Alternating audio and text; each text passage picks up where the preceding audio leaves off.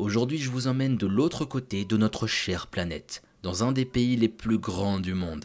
Tellement grand qu'il fait, écoutez bien, environ 14 fois la France. 14 fois, et vous avez très bien entendu. Un endroit où on retrouve de nombreuses espèces incroyables, comme le koala, l'émeu, l'ornithorynque, l'humain, ce bon vivant capable du meilleur comme du pire. Il y a aussi le diable de Tasmanie ou encore un des plus emblématiques, le kangourou.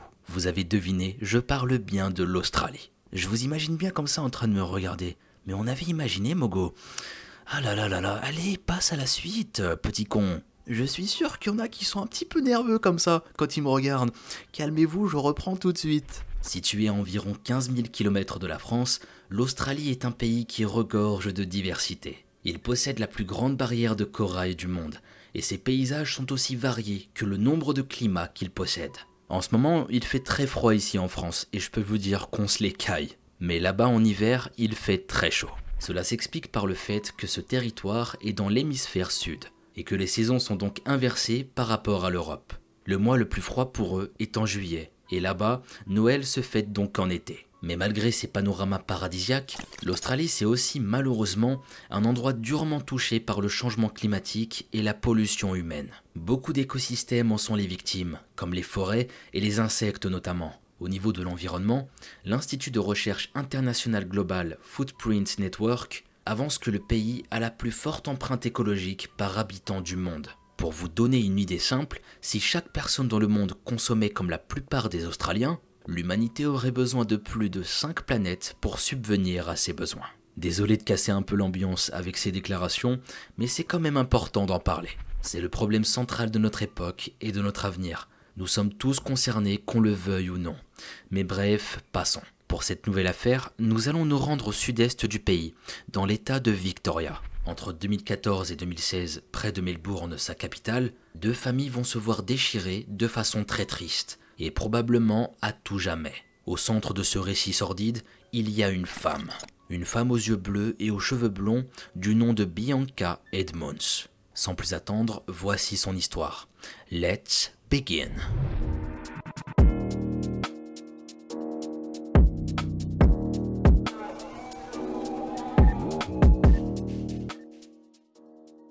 Bianca Edmonds est née en 1986. Bien que son enfance soit assez peu documentée, on sait que ses parents lui ont transmis toute l'éducation d'une jeune fille bien élevée. Malgré ça, Bianca va développer dans sa vie d'adulte une façon de penser très particulière. Mais ça, on en parlera un peu plus tard. Un jour, un certain Michael Capociena fait sa rencontre avec elle alors qu'il vit dans la banlieue de West Meadow, près de Melbourne, dans le sud-est australien. Le courant passe très bien entre eux, si bien qu'ils vont se fiancer, et qu'il sera l'homme avec qui elle aura sa première expérience en tant que mère. C'est de cette façon qu'en 2014, un petit garçon voit le jour. Son nom ne sera pas cité, afin d'éviter que cet enfant, encore très jeune à l'heure de cette vidéo, ne soit associé de quelque façon à ce qui va suivre. Bianca est alors âgée d'environ 28 ans, et Michael 24 ans. À partir de ce moment-là, la vie de famille commence concrètement. Les engagements arrivent les uns après les autres, accumulant un stress qui peut rapidement devenir très lourd. Au début,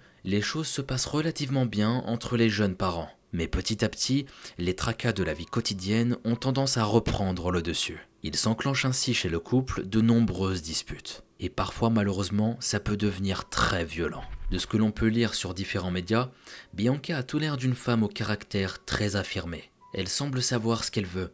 Elle serait prête à faire beaucoup de choses pour arriver à ses fins. Heureusement, son fiancé s'est également élevé la voix et il ne se laisse pas faire. Mais un jour, la dispute de trop éclate. Et en dépit de leur enfant encore en bas âge, Michael et Bianca décident de se séparer. La famille se déchire et directement par la suite, une bataille juridique est lancée sur la garde du petit garçon. Cette bataille entraîne encore plus de disputes entre les 2 jeunes adultes. Les ressentiments sont à vif et personne ne compte abandonner son enfant à l'autre. Ah, moi, ce que je peux vous dire, c'est que les disputes entre couples, c'est ma hantise. Je déteste ça.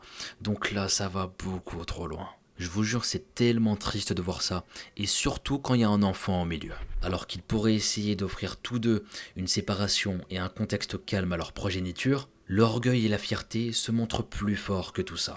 Aucun ne lâche l'affaire, et l'enfant n'est plus qu'une poupée que l'on souhaite juste garder pour soi, tout seul. Ils pensaient tous les deux que son éducation allait être meilleure que celle d'en face. Ceci dit, il n'est pas impossible que l'attitude de l'un des deux parents soit moins appropriée que celle de l'autre. La documentation qui nous est offerte à ce sujet est relativement limitée. On ne connaît pas tous les détails de la façon dont pouvaient s'occuper Bianca ou Michael de leur fils, chacun seul de leur côté. Par la suite de ce récit, on pourrait éventuellement s'en faire une vague idée. Mais cela restera malgré tout hypothétique. Hors contexte et au travers de l'intrigue que nous allons traiter, personne ou presque ne peut juger cette famille à ce moment précis. Bianca est maintenant mère célibataire, mais elle ne le restera pas très longtemps. Très vite, cette dernière se crée un compte sur l'application Tinder et match avec plusieurs hommes. D'ailleurs, petit fourbe, est-ce que tu as déjà utilisé des sites de rencontres? Et ne mens pas, mets ça en commentaire, j'attends ça avec impatience. Bref, en utilisant l'application, à force de surfer, elle tombe sur un homme qui attire son attention. Il a une petite cinquantaine d'années, 13 ans de plus qu'elle. Son nom, c'est Glenn Cassidy. Il vit dans la région de Shepparton, ou Shepparton, je sais même pas comment on dit, Shepparton on va dire ici, à environ 2 heures de route de la banlieue de West Meadow. Décrit comme un homme simple, Glenn Cassidy est un père de famille divorcé, un homme au caractère que l'on pourrait qualifier d'un peu crédule, voire relativement naïf. Il a de grandes lacunes en lecture ainsi qu'en écriture. Pour gagner sa vie, il travaillait autrefois en tant que coach dans le fitness. Maintenant, il conduit de lourdes machines industrielles sur des chantiers. Et il connaît très bien son métier et il a l'air de l'aimer. À ce moment-là, une relation s'entame entre les deux. Elle devient rapidement sérieuse et le couple emménage ensemble. Avec son caractère affirmé, Bianca a tendance à prendre l'ascendant sur les décisions de Glenn. Si elle doit hurler plus fort que lui pour se faire entendre ou dire des paroles blessantes, elle n'est pas du genre à hésiter. Mais Glenn Cassidy s'en contente et ne dit rien. Il aime Bianca et Bianca semble l'aimer aussi. Petit à petit, ils se mettent à parler de mariage. Nous sommes vers la fin de l'année 2015. Cette idée enchante le couple. Il y a néanmoins quelques petits obstacles à ce projet, et pas des moindres, la situation de Bianca. Elle et son ex Michael sont toujours au beau milieu d'un procès. Et pendant ce temps, leur fils se ballotte d'appartement en appartement. La pluie de disputes n'a toujours pas cessé, et à l'instar du petit garçon, Glenn aussi doit dorénavant subir. Surtout que sa compagne ne lâchera jamais le morceau, ça c'est garanti.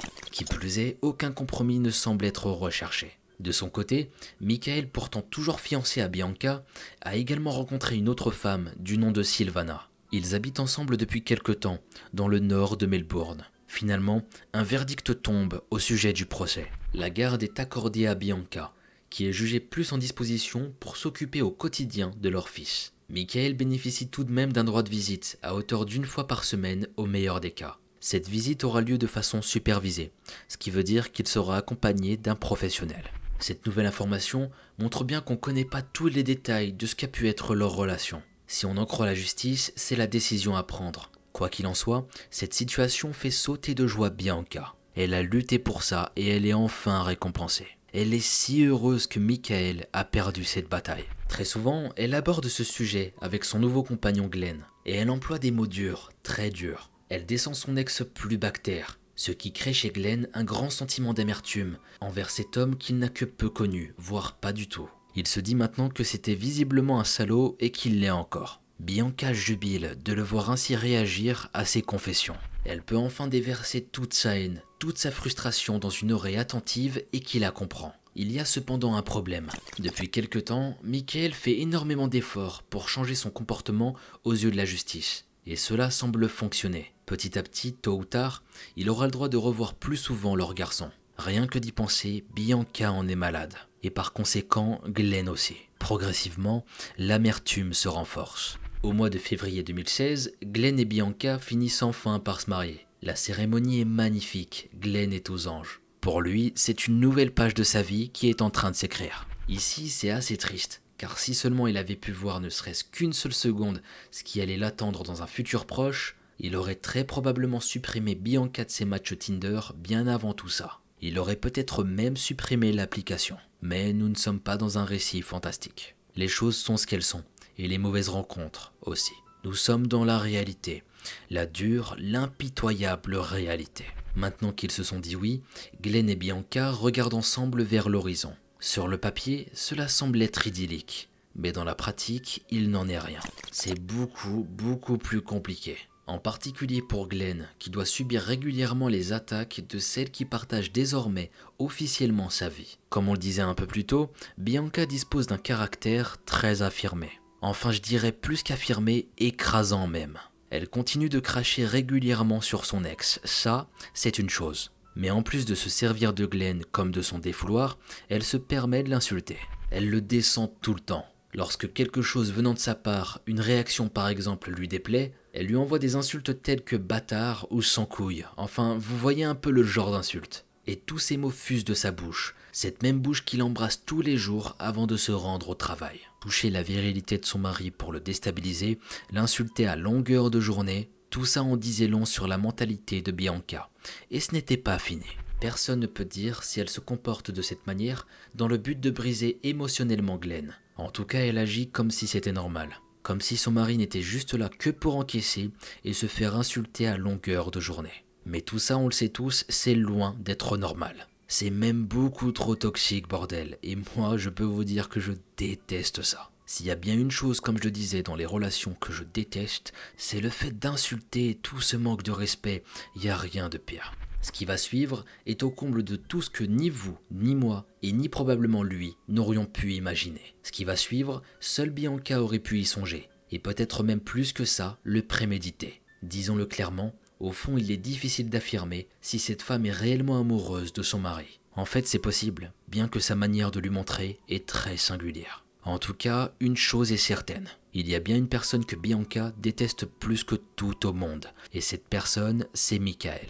Ce même Michael qui, bientôt elle le sait, ne sera plus soumis aux visites supervisées. Non, elle ne laissera pas faire ça. Il faut faire quelque chose et le plus tôt sera le mieux. Lentement dans sa tête, Bianca commence à échafauder un lugubre scénario. Un jour, la mère de Glenn rend visite à son fils et sa femme. Et alors que le couple discute pour la énième fois de l'ex de Bianca, la jeune femme dérape en exprimant clairement un désir qui semble macérer au fond de son esprit. Elle le dit en ces termes. « J'aimerais bien trouver quelqu'un pour le tuer. Je veux que quelqu'un lui tire dessus. Mais bon, ce serait illégal. » La mère de Glenn entend cette conversation, qui devait probablement ne pas arriver à ses oreilles. Et ce ne sera pas le seul moment où on peut l'entendre tenir ce genre de discours. Plus tard, certains médias déclarant que Bianca aurait dit à d'autres personnes, y compris des membres de sa propre famille, son souhait de voir Michael disparaître. En disant ça, la jeune mariée vient de franchir un nouveau palier dans l'escalade de sa folie. Maintenant, il faut qu'elle trouve quelqu'un qui pourrait se salir les mains à sa place. Un homme de confiance qui comprendrait la haine qui la ronge de jour en jour. Peut-être qu'elle ne le savait pas sur le moment,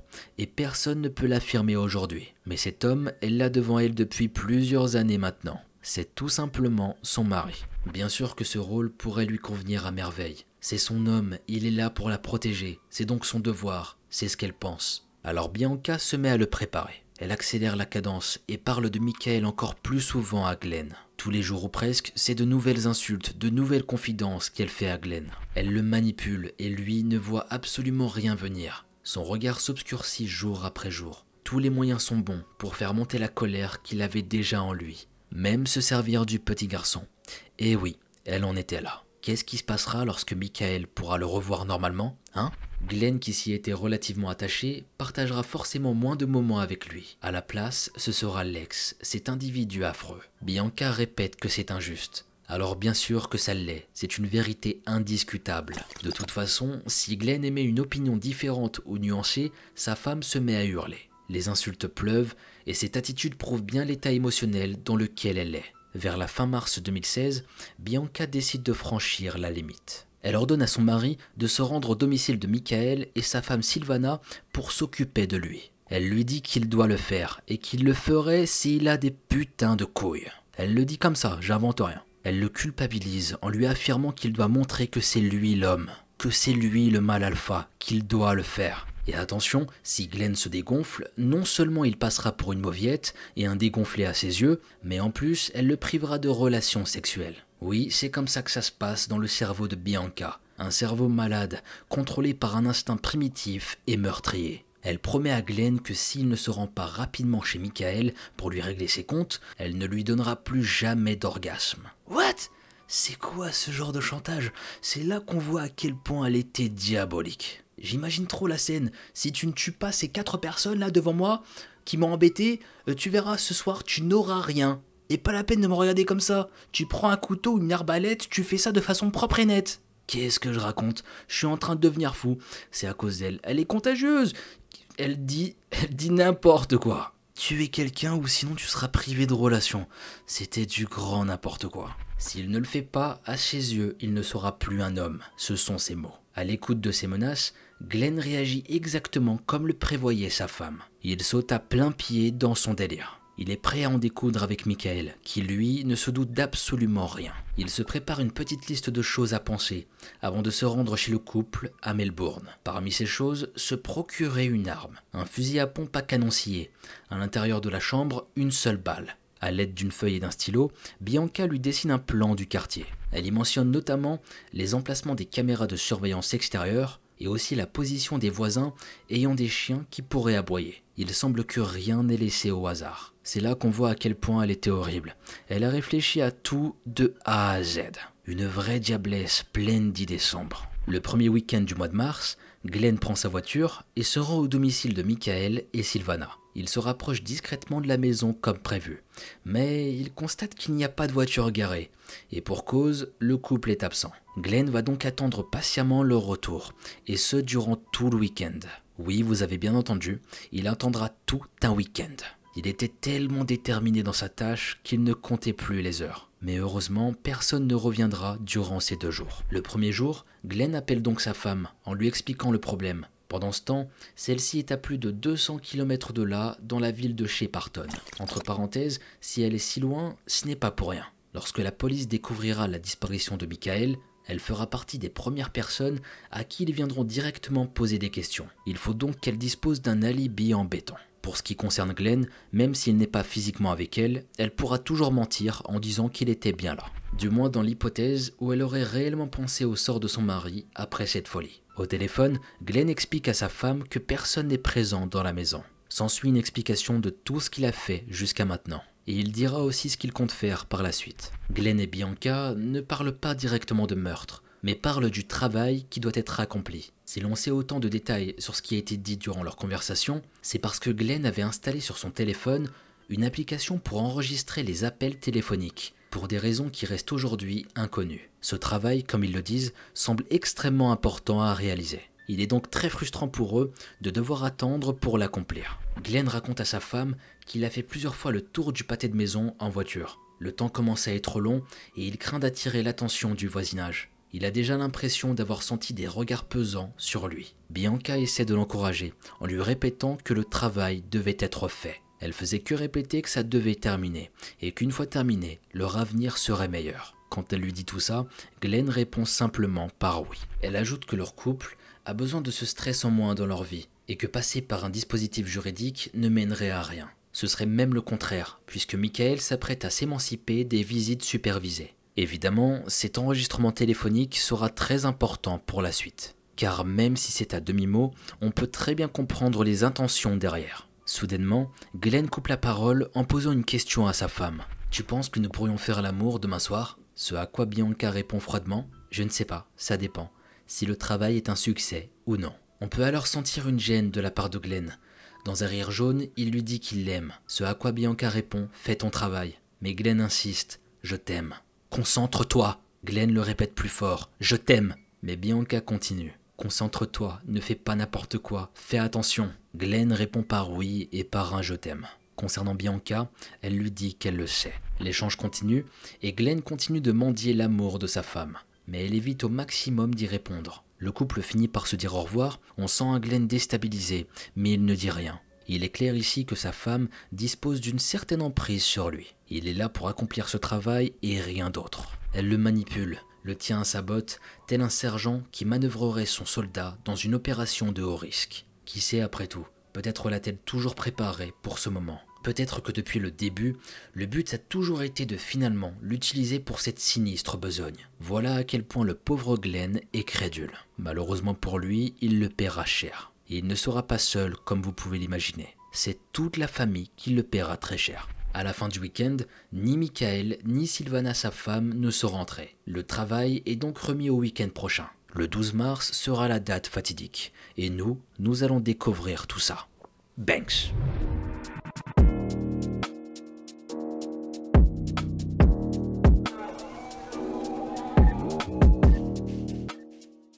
Dans la journée du 12 mars 2016, avant que Glenn ne parte, Bianca prend le téléphone de son mari. Elle ouvre l'application WhatsApp et elle écrit un message. Et voici ce qu'elle va écrire. Bianca, je t'aime tellement, tu n'as pas idée. Je suis sur le point de faire quelque chose que tu considérerais comme absolument stupide. Mais je ne peux plus supporter cette merde. Je ne peux plus être parent à temps partiel pour le petit. Si je me fais prendre, je veux qu'il sache que tu n'as rien à voir avec ça. C'est mon choix, ma décision. Tu n'en savais rien. Sache que ce que je le fais pour toi. Même si tu ne seras pas d'accord, je t'aime tellement. Elle s'envoie le message sur son propre numéro et elle répond avec son téléphone. Ne sois pas si stupide, Glenn. Tu m'as épousé, sachant que mon fils verra Michael. Et même si ça nous dérange tous ici, n'ose pas essayer de me manipuler pour que je sois désolé pour toi en disant des choses aussi idiotes. Je suis passé à autre chose. Assez, Glenn, reviens à la maison. Inutile d'en dire plus, Bianca est en train de fabriquer un alibi de toutes pièces. On ne sait pas vraiment si Glenn était au courant, et on ne le saura probablement jamais. Mais on peut dorénavant affirmer quelque chose. Il est l'unique personne destinée à se faire prendre au cas où les choses tourneraient mal. Sa femme, elle, n'assumera absolument rien. Le soir même, autour de 19h30, une voiture rôde de nouveau dans un quartier du nord de West Meadow. Un homme en sort et s'approche de la maison de Michael et sa femme. Cette fois-ci, ils sont présents. Sylvana regarde par la fenêtre et remarque cet individu qui se rapproche. Le soleil n'est pas encore complètement couché. Progressivement, elle parvient à le reconnaître, c'est Glenn, le mari de Bianca. Elle l'avait déjà rencontré lors d'une comparution au tribunal pour la garde du petit garçon. Sylvana se fige. Elle se demande la raison de la venue soudaine de cet homme, surtout sans prévenir. Elle alerte alors Michael, mais Michael ne la croit pas tout de suite. Il lui répond que ça ne peut pas être lui, qu'elle doit être sûrement paranoïaque. Surtout que depuis plusieurs années maintenant, la relation entre les deux couples est plus que délicate. Mais c'était bel et bien Glenn qu'il voit lui aussi par la fenêtre. Il décide d'aller lui ouvrir, mais Sylvana le retient. Elle a un mauvais pressentiment et lui demande d'appeler la police. Malheureusement, Michael en décide autrement. Il attrape par précaution un long couteau de cuisine et tout en se dirigeant vers la porte, dit à sa femme de ne pas s'inquiéter. Ces mots seront parmi les derniers que Michael adressera à sa femme. Car lorsque Michael sort et s'approche de Glenn pour serrer sa main tendue, ce dernier le repousse soudainement à l'intérieur de la maison. Il s'ensuit une bagarre courte mais extrêmement violente. De sa main gauche, Glenn vient de sortir son fusil à canon scié. Il essaie tant bien que mal de le pointer sur sa cible, qui fait tout pour l'en empêcher à l'aide de sa main droite. Michael tient encore son couteau, et tout va alors très vite. En quelques secondes, il l'enfonce de nombreuses fois dans le corps de Glenn. Sylvana se met à hurler, puis un coup de feu retentit. Michael s'effondre lourdement. Glenn vient de lui tirer dans la tête. Sylvana se précipite à l'extérieur pour essayer d'alerter les voisins. Glenn lui court après en pointant le fusil vers sa tête. Il presse la détente et Sylvana peut entendre distinctement une sorte de claquement.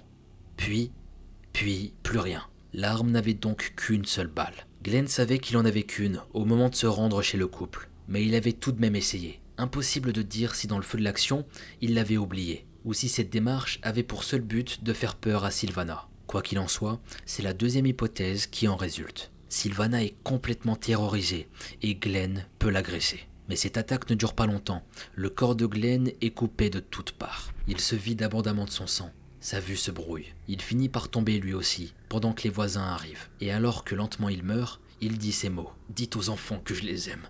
Dites à Bianca que je l'aime. » Glenn à son tour vient de s'éteindre. Sylvana se précipite alors vers le corps de son mari, à l'entrée. Elle le secoue, tente de lui faire un massage cardiaque, mais rien n'y fait. Michael ne se réveillera pas. Voilà de quelle façon se sera déroulée cette horrible soirée noire, rapportée par sa seule survivante. Par la suite, la police est alertée. Sylvana est emmenée à l'hôpital où elle reste plusieurs semaines. On peut l'imaginer sous le choc. Difficile de s'imaginer vivre un tel cauchemar. Surtout qu'au départ, c'est elle qui est suspectée d'avoir tué les deux hommes. Fort heureusement, cette hypothèse est rapidement écartée. Une enquête est alors officiellement ouverte. Les affaires de Glenn sont réquisitionnées et analysées minutieusement dans le but de dénicher le moindre petit indice qui pourrait aider à faire la lumière sur le motif de son geste. Peut-être a-t-il agi seul, mais il ne faut pas se hâter en conclusion. Bianca est interrogée. Elle ne semble pas au courant de ce qui a pu pousser son mari à commettre cette atrocité. Pendant des mois, elle va nier toute implication et va ainsi passer au travers des suspicions. Et même encore plus fort, elle va réussir à toucher près de 300 000 $ australiens sur le dos de Michael, à la suite d'une demande de ses droits de succession en tant qu'ex-femme après une requête dans un tribunal. pour elle, les choses se goupillent plutôt avantageusement. Michael n'est plus là et elle vient de toucher le gros lot. Mais il y a quand même la mort tragique de son pauvre mari qui n'était pas prévue. Difficile d'ailleurs de savoir dans quel état elle s'est trouvée face à cette nouvelle. Mais de toute façon, quand on y réfléchit juste 2 minutes, même s'il avait échappé au coup de couteau, il y aurait eu de grandes chances pour que Glenn soit retrouvé derrière les barreaux. Son attaque était relativement grossière, comme s'il l'avait accompli sur le coup d'une colère ou d'une pression intenable, à moins que ce n'était simplement de l'inconscience. Tant de questions qui demeureront sans réponse. L'enquête traîne maintenant des pieds.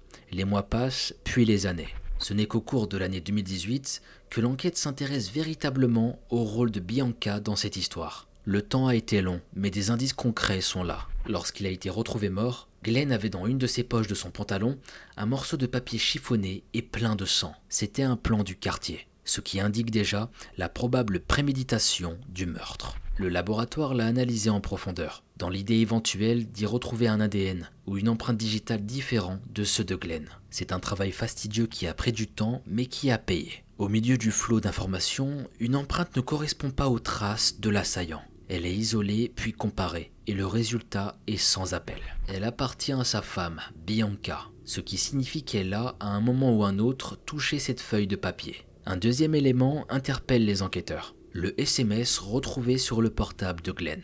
Celui adressé à sa femme avant le drame. À première vue, ce message dédouane Bianca, mais quand on s'attarde sur les détails, quelque chose ne colle pas. On sait que Glenn disposait d'un niveau d'alphabétisation relativement médiocre. Son orthographe en témoigne lorsque l'on consulte ses notes ou ses autres messages envoyés. Mais là, le message pour sa femme est écrit dans un anglais quasi parfait. Celui-ci est montré à ses proches qui confirment. Ils ne reconnaissent pas sa façon d'écrire. Cet élément est apporté comme une nouvelle pièce importante au puzzle de l'affaire. Mais l'avocat de Bianca le défendra plus tard en déclarant que Glenn disposait sur son téléphone d'une saisie vocale et qu'il s'en était peut-être servi à ce moment-là. Il faut avouer que c'est une défense relativement pertinente. Le troisième indice, c'est le fameux coup de fil enregistré, dans lequel le couple discute d'un certain travail. Lorsqu'on le réécoute après avoir découvert tout ça, franchement, il devient difficile de penser que Bianca est totalement blanche comme neige. Heureusement que Glenn disposait de cette application. Et enfin le dernier indice, peut-être l'un des plus importants. Avant de vous le dévoiler,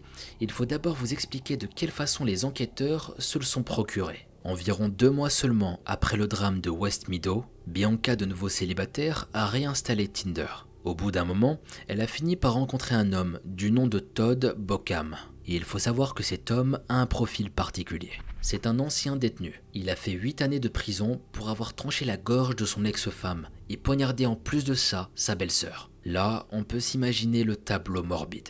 Bianca s'était donc mise en couple avec lui, puis ils ont fini par emménager. Au fil des semaines, Todd a remarqué que sa nouvelle compagne était régulièrement contactée par la police. Il s'est renseigné et a fini par en découvrir la raison. Les journaux disent que 2 hommes sont morts et les 2 auraient été en couple avec Bianca. Vous imaginez, vous apprenez que les ex de votre femme sont tous morts.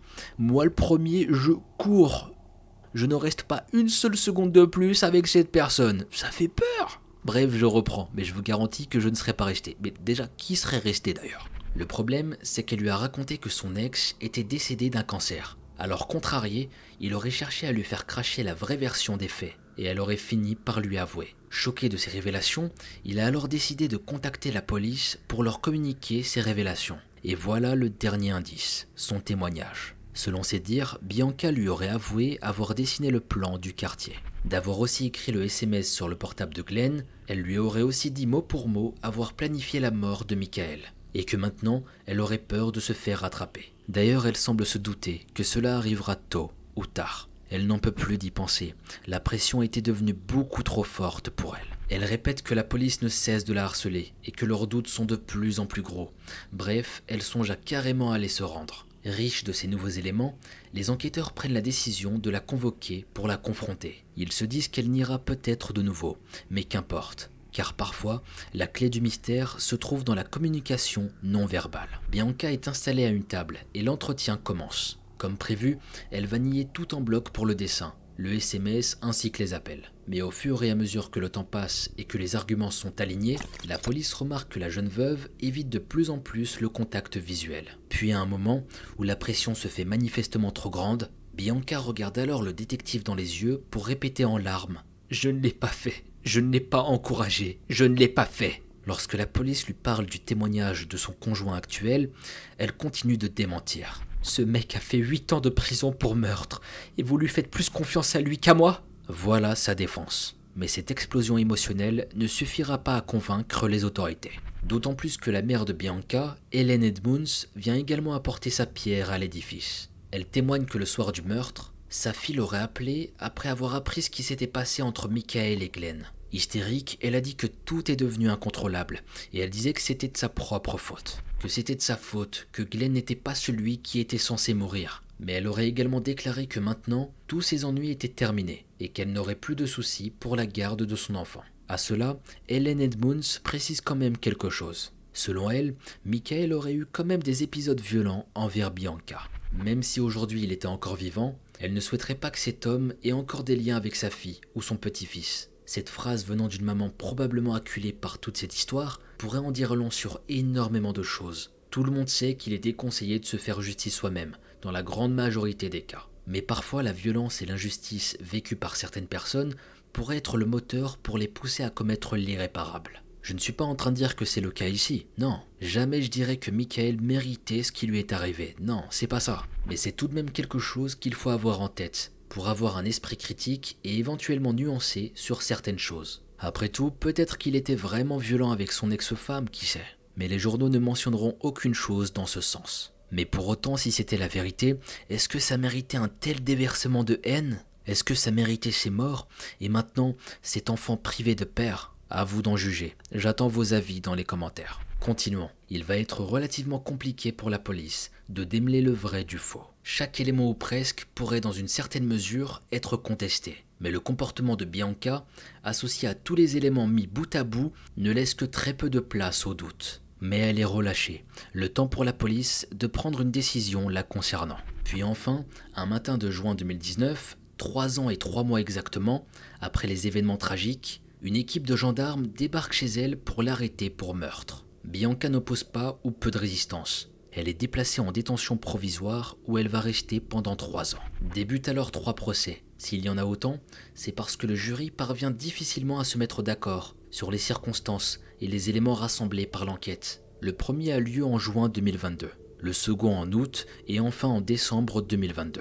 C'est dans ce dernier que le jury arrivera finalement à se mettre d'accord. Pour eux, comme le procureur Neil Hutton, le SMS est une preuve accablante. Ce procureur déclare également que même si c'était Glenn qui l'avait composé, c'était tout de même 7 heures avant le drame. Bianca aurait pu faire quelque chose pour empêcher la confrontation, comme prévenir les autorités par exemple. Dans son discours de clôture du procès, M. Hutton déclare la chose suivante. « Je vous soumets quelle est la force motrice de ce meurtre ». Ce qu'il va dire n'est pas l'avis de l'avocat de Bianca. Sa défense tourne autour du fait qu'absolument chaque élément de preuve pourrait potentiellement être déconstruit et que jamais sa cliente n'avait avoué une seule fois avoir souhaité la mort de qui que ce soit. En soi, c'était entendable. Bianca continue effectivement de nier son implication.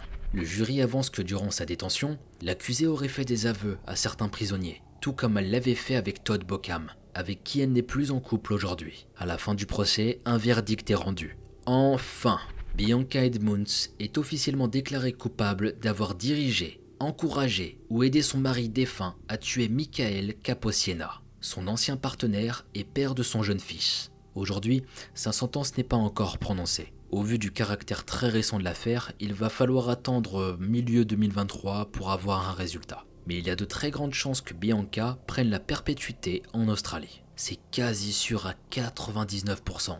Mais bref, comme je l'ai dit, sa peine serait l'emprisonnement à perpétuité, avec un minimum de 25 ans derrière les barreaux. Finalement, tout le monde est perdant dans cette histoire. Glenn et Michael ne sont plus de ce monde. Donc les enfants n'auront plus jamais de père. Sylvana, quant à elle, est en deuil. Et Bianca va finir en prison pour très longtemps, laissant son jeune fils privé de ses 2 parents. La haine engendre la haine. Cela a toujours été ainsi. Dans cette famille, tout le monde en a fait les frais. S'il y avait bien une leçon à tirer de ce récit, ce serait qu'en tant que parent, avant de penser à sa vengeance, à son orgueil ou sa fierté, il faut d'abord et avant tout, et c'est très important, penser à son enfant, à sa protection. C'était l'histoire de Bianca Edmunds.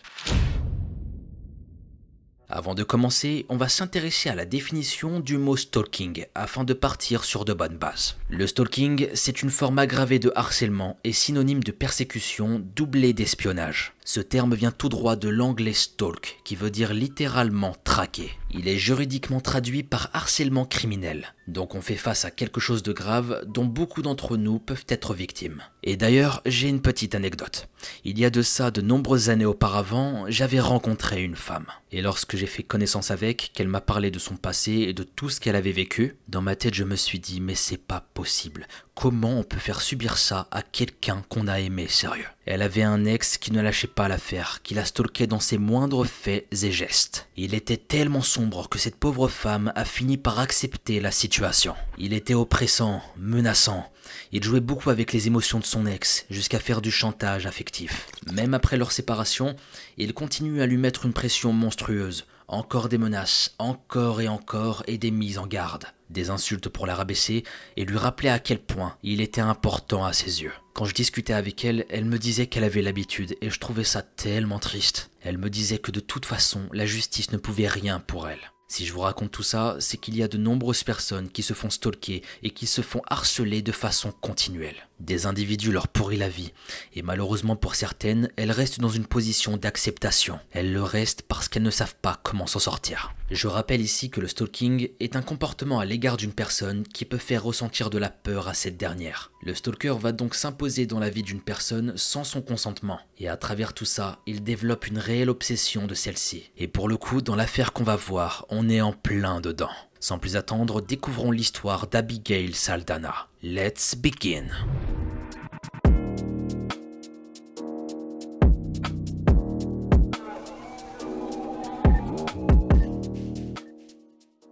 Abigail Saldanha, surnommée Abby, est une jeune femme de 22 ans et mère d'un petit garçon de 5 ans. Il se nomme Joseph Jay, surnommé Gigi. Il a eu 6 ans en janvier 2022. Malheureusement, nous n'avons aucune information concernant le père de l'enfant. Elle a un grand frère Aaron ainsi qu'un petit frère Jacob qui est très proche de sa mère. En 2017, Abigail décide de quitter Wichita Falls pour s'installer à Fort Worth, une ville urbaine de Dallas aux États-Unis. L'une des grandes villes, là où il y a de l'action, où il se passe toujours quelque chose. Mais Abigail, elle, n'avait pas peur de ça. Au contraire, on avait l'impression qu'elle aimait l'aventure. Donc pour elle, déménager, c'était pas quelque chose d'effrayant. Au contraire, en plus d'être une bonne mère, c'est une femme pleine de projets. En effet, après avoir obtenu son diplôme, elle avait plein d'idées en tête. Elle a pour but d'ouvrir un salon d'esthétique où elle proposerait des prestations pour les sourcils ainsi que du maquillage. Sur son compte professionnel Instagram, on peut voir que sa première publication en tant qu'esthéticienne remonte en mai 2021. Ce projet en était donc au début de sa concrétisation. C'est justement pour atteindre cet objectif de vie qu'Abby décide d'avoir 2 jobs. L'un en tant que styliste de sourcils et l'autre dans le Rick's Cabaret Club où elle travaillait en tant que danseuse exotique. Là-bas, elle fait la découverte d'un client surnommé Stan. Il était connu pour être un vétéran militaire. Ce client, ce Stan, était en réalité Stanley Frank Zeliga, un homme de 54 ans, ingénieur logiciel, travaillant à Dallas d'après son compte LinkedIn. Si nous avons parlé de stalking en début de vidéo, c'est parce que ce qui va suivre en est l'exemple extrême. Celui d'un homme qui en arrivera à tuer la personne qui l'obsédait tant, et tout ça juste parce qu'il ne pouvait pas la voir. L'histoire va se dérouler autour du travail de la danseuse Abby. Là-bas, comme ça arrive souvent, elle fait des rencontres. Et là, plus particulièrement, elle rencontre ce fameux Stan, ce client dont on ne sait rien. Le temps passe et une relation professionnelle s'installe entre les deux. En effet, en plus de ses heures de danse au cabaret, Abby échangeait avec Stanley. Sur un compte Instagram, Stanley a publié des captures écran montrant des échanges avec cette dernière. À plusieurs reprises, la jeune femme l'appelait par Babe,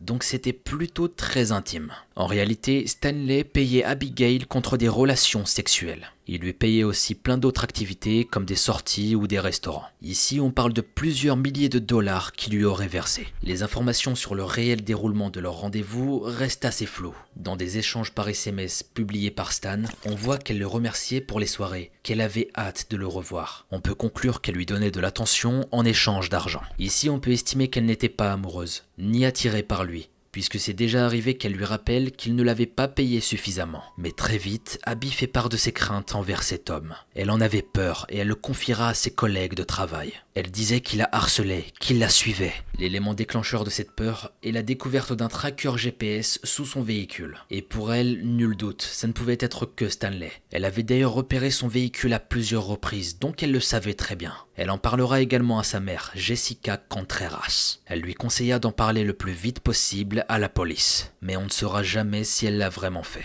À propos de ce tracker, Abby publiera une vidéo Instagram le 14 octobre 2021. On peut l'entendre dire « C'était littéralement sur ma voiture, comme ça !» Ou encore un message de prévention en amenant ses followers à rester prudents. C'est pourquoi vous devez être prudent. Je ne sais pas quoi faire pour aller de l'avant avec ça, mais ça ressemble vraiment à un tracker pour moi. C'est tellement fou les gars, tellement fou. Qui ferait ça? Rappelons que les dispositifs de ce genre, c'est-à-dire de suivi, de localisation, sont facilement trouvables dans le commerce ou en ligne. Mais rappelons-nous que suivre quelqu'un sans sa permission reste un crime. À ce jour, la police n'a toujours pas été en mesure de définir depuis quand le tracker a été mis en place. Abigail, quant à elle, avait peur pour sa vie. Ce Stan l'inquiétait. Et tu m'étonnes, qui n'aurait pas eu peur à sa place? Personnellement, je serais tombé dans une paranoïa.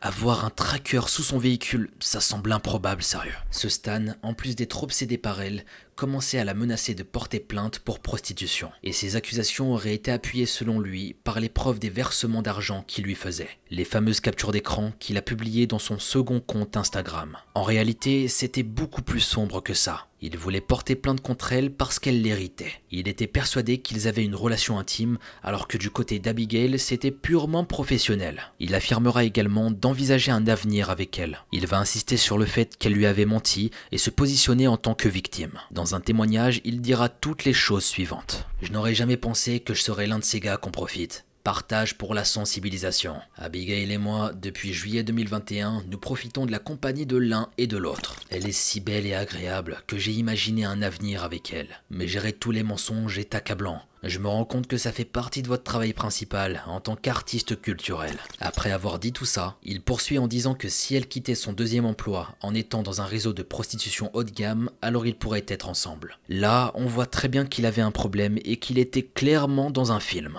Il était persuadé qu'une histoire entre lui et Abigail pouvait avoir lieu. Pas une seule seconde et il ne s'est rendu compte que l'attention qu'elle lui donnait, c'était juste par rapport à son argent. Ni plus ni moins, ça s'arrêtait là, stop. Lui, il était dans son film, elle l'aimait et lui l'aimait. Alors que c'était pas du tout le cas. À ce stade, mes amis, malheureusement il est déjà trop tard. Il est tellement dans sa bulle, dans cette obsession qu'il en devient très dangereux. Abigail Saldana court un grave danger et elle le savait. Elle était consciente que cette relation malsaine avait ses risques. Elle était consciente que cet individu n'était pas dans la même longueur d'onde qu'elle. Mais elle ne s'attendait pas que la tournure puisse prendre des proportions aussi graves. Et c'est ce qu'on va découvrir ensemble avec la suite des événements.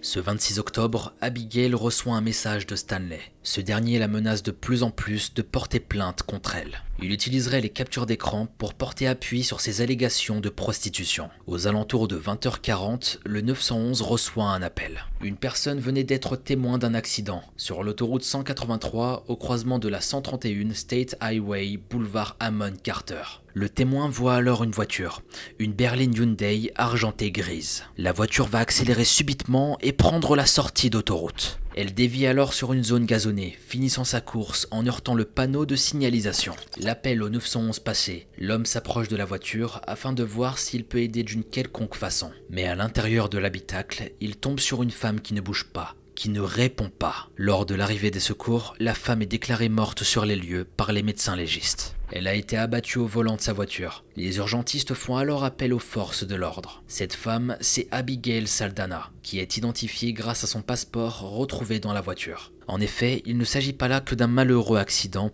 suite à un assoupissement ou une faute d'inattention. Non, ce n'était pas ça du tout. En y regardant de plus près, on aperçoit des impacts de balles. Dans un communiqué, la police dira qu'à leur arrivée, des agents ont localisé la victime à l'intérieur de son véhicule. Elle avait des blessures apparentes par balle au torse et c'était la cause de son décès. Après investigation du lieu de l'accident, les policiers trouvent 3 douilles un peu plus loin, à l'endroit juste où le témoin avait signalé l'accident. C'est là qu'elle a été abattue avant de sortir de la route. Lorsque les policiers tentent de comprendre ce qui est arrivé, ils décident de directement fouiller la voiture. À l'arrière du véhicule, ils trouvent un sac rempli de vêtements. C'était un sac qui s'apparentait à ceux que portent justement les danseuses exotiques. Dans la même rue, il y a le Rick's Cabaret Club, là où travaillait Abby. Il décide alors de s'y présenter avec le passeport de cette dernière. Le directeur du cabaret confirme qu'elle travaille bien chez eux, mais qu'elle est en repos ce jour-là. C'est là que la police se pose une question. Pourquoi Abigail était en route ce jour-là? D'ailleurs, la mère d'Abigail ignorait aussi les plans de la jeune femme pour la journée. Lors d'une interview,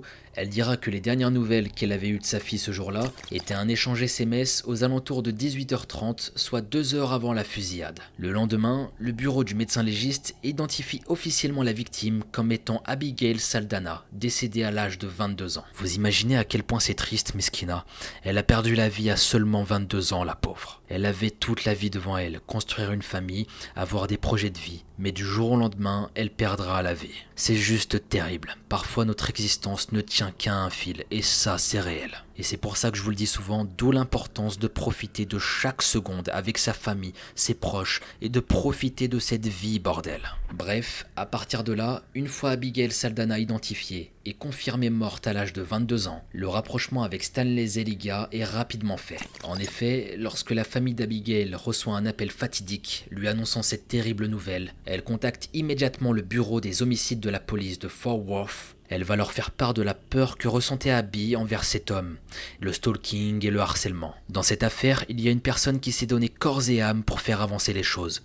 Et je pense que vous l'avez deviné, c'est la mère d'Abigail. Jessica Contreras a énormément aidé la police dans ses recherches. En effet, elle travaille dans le domaine juridique. Elle avait juste reçu un appel lui disant que sa fille venait d'être retrouvée abattue. Puis elle en apprend un peu plus lorsqu'elle reçoit de la part d'un ami d'Abby la photo d'une plaque d'immatriculation. On ne sait pas exactement comment cet homme a eu la photo, mais il l'a transmise au frère d'Abby qui par la suite l'a partagée à sa mère. Aussitôt, elle est allée à son bureau pour ouvrir sa propre enquête avec l'aide de l'un de ses amis détectives privés. Ils se sont immédiatement mis au travail avec les informations de la plaque d'immatriculation extraite du tracker GPS. Toutes les infos nous ramenaient à la même personne, Stanley Zeliga. Elle découvre tout ça à cet instant seulement, car Abigail ne lui avait jamais parlé d'une quelconque relation avec ce dernier. C'était la première fois qu'elle entendait parler de cet homme. Même lorsqu'elle a découvert le tracker sous son véhicule, Abby n'avait mentionné aucun nom. Et Jessica travaille actuellement pour instaurer la loi d'Abby, qui consiste à aider des familles dans des cas similaires à ceux de sa fille. Elle décida de commencer l'enquête seule, car parfois la police met plusieurs jours à mettre en place des recherches intensives. Mais elle reste toutefois consciente que c'est grâce au domaine dans lequel elle travaille qu'elle peut apporter son aide. Elle confiera également qu'elle ne pouvait pas rester là à rien faire. Elle ne pouvait pas rester là à attendre un appel de la police. Elle devait faire quelque chose à tout prix pour contribuer à cette affaire. C'était sa fille après tout. Je travaillais en essayant d'apprendre ce qui s'était passé et ce que je devais faire pour obtenir des réponses. Quelques jours plus tard, Jessica reçoit un appel d'un investigateur qui confirmera ses soupçons. Toutes les preuves ramenaient à la même personne. Stanley était le suspect numéro 1, l'homme à arrêter. Dans une interview, la mère dira les choses suivantes. Ils faisaient leur travail et je faisais le mien par moi-même. Et grâce à l'aide de mes amis, nous l'avons eu.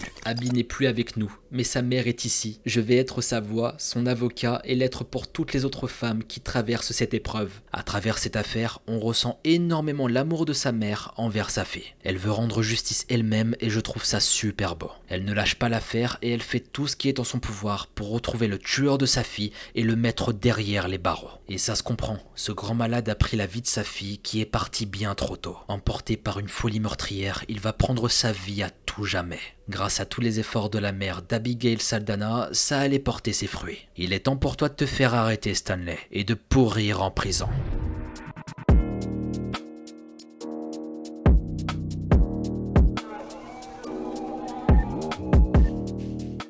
Le lendemain du meurtre, une fois le suspect identifié comme étant Stanley Zeliga, les policiers font le lien avec des dossiers de prison, montrant que Stanley avait déjà été arrêté et accusé de meurtre. Il avait déjà des antécédents criminels, notamment pour de la violence domestique en Californie. Attendez.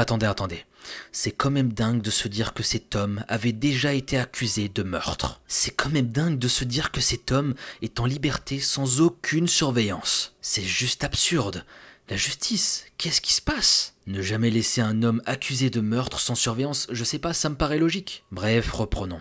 En se penchant sur les données du tracker GPS, la police va tomber sur quelque chose de très intéressant. La camionnette de Stanley, une Ford F-150 rouge de 2015, avait été localisée au minimum à 5 reprises à proximité de la maison d'Abigail en seulement 12 jours. Son véhicule a également été localisé à proximité du lieu du crime, seulement 17 minutes avant que l'accident ne soit signalé au 911. Afin d'être sûr qu'il s'agissait de la même personne, un détective va suivre le véhicule de Stanley. Il va le suivre jusqu'à une place de parking, à l'intérieur d'un garage dans la résidence d'Irving, qui n'est autre que l'adresse de Stanley Zeliga. Une base de données de lecteur de plaques a démontré que sa camionnette avait été photographiée à Midway Road et McEwan Road vers 20h22. Et ce même lecteur confirmera que le véhicule d'Abigail était entré dans la même intersection quelques secondes avant le meurtre. Ils ont donc la preuve que Stanley la suivait. Toutes les preuves permettent de placer Stanley en interrogatoire. Le 29 octobre, il est donc convoqué au poste de police pour s'expliquer. Son rendez-vous était exactement à 17h30. 15 minutes avant celui-ci, il appelle en prétextant un décès dans sa famille, mais confirme qu'il viendra quand même. N'ayant aucune nouvelle de Stanley et de peur qu'il ne s'enfuit, une équipe du SWAT obtient un mandat de perquisition pour la résidence du suspect. Peu avant minuit, vers 23h40, les policiers arrivent au domicile de Stanley. Mais ils font face à un problème, il refuse de sortir. Il se réfugie alors sur un balcon où il s'inflige plusieurs blessures avant d'être finalement interpellé. Par la suite, il est directement conduit à l'hôpital de la région de Dallas afin de bénéficier des soins nécessaires. Les enquêteurs obtiennent alors un mandat d'arrêt leur permettant de pouvoir l'arrêter dès sa sortie d'hôpital. Il est alors placé en détention au centre correctionnel de Tarrant County, Son Evans à Fort Worth. Il est inculpé pour meurtre et sa caution s'élève à 250 000 $. Libérable sous aucun motif, on ne sait pas si Stanley a demandé la présence d'un avocat. Mais s'il est reconnu coupable, il risque la prison à perpétuité. Et j'ai envie de vous dire, bien fait.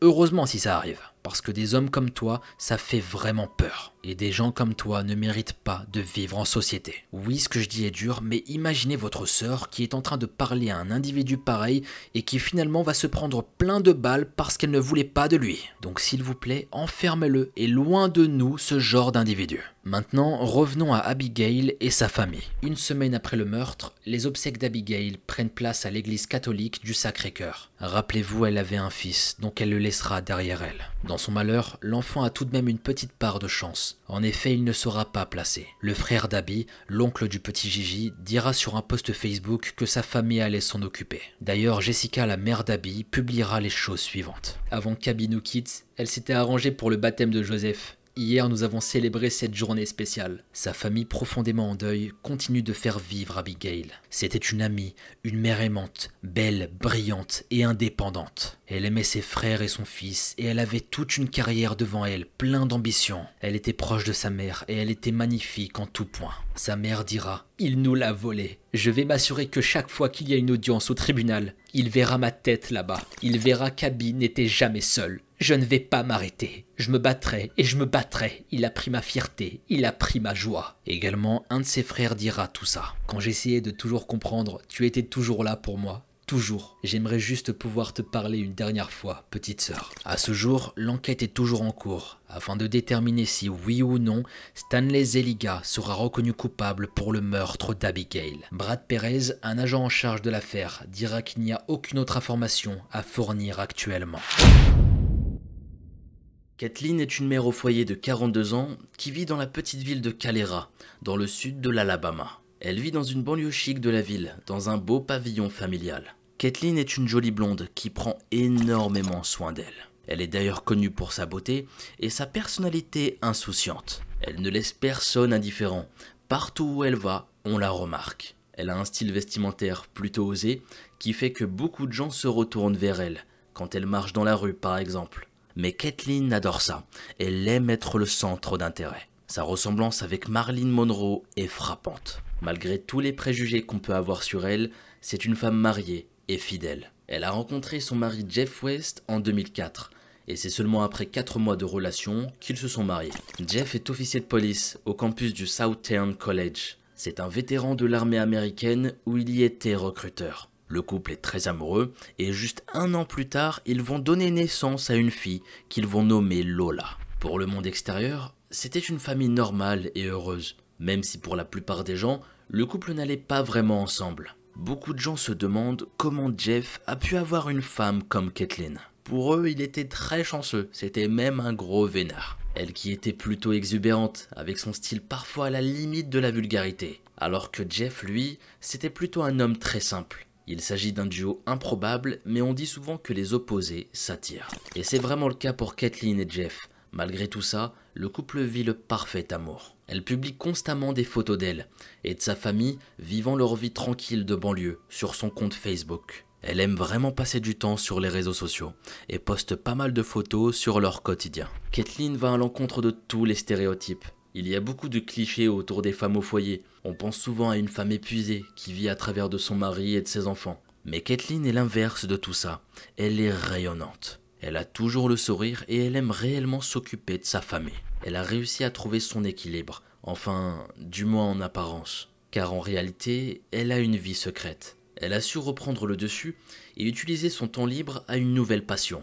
Elle s'est découvert un passe-temps peu commun. Et c'est peut-être son envie insatiable d'attention qui l'a poussée vers ça. En effet, elle menait une double vie. Et je vous arrête tout de suite, pas le genre de double vie où elle trompait son mari, non, c'était pas ça. Il s'agissait plutôt d'une double vie en ligne.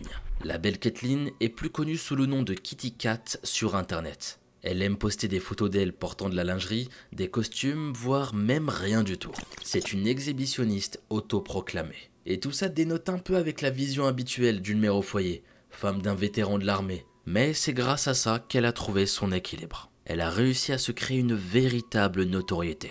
Il y a énormément de personnes qui la suivent sur les réseaux sociaux. Elle a d'ailleurs utilisé cette notoriété sur les réseaux comme Twitter ou Instagram, où elle avait plus de 50 000 abonnés, pour annoncer son inscription sur OnlyFans, un site réservé aux adultes. Alors pour ceux qui ne le savent pas, il s'agit d'un site où il faut prendre un abonnement payant pour accéder au contenu publié par quelqu'un. Cette plateforme propose aussi de payer pour avoir accès à du contenu exclusif ou personnalisé sur demande. Et je tiens à préciser que je suis pas sponsorisé par OnlyFans. D'ailleurs, vous attendez quoi, bande de fourbes? Vous attendez que je sors Mogo Junior pour me donner un petit billet?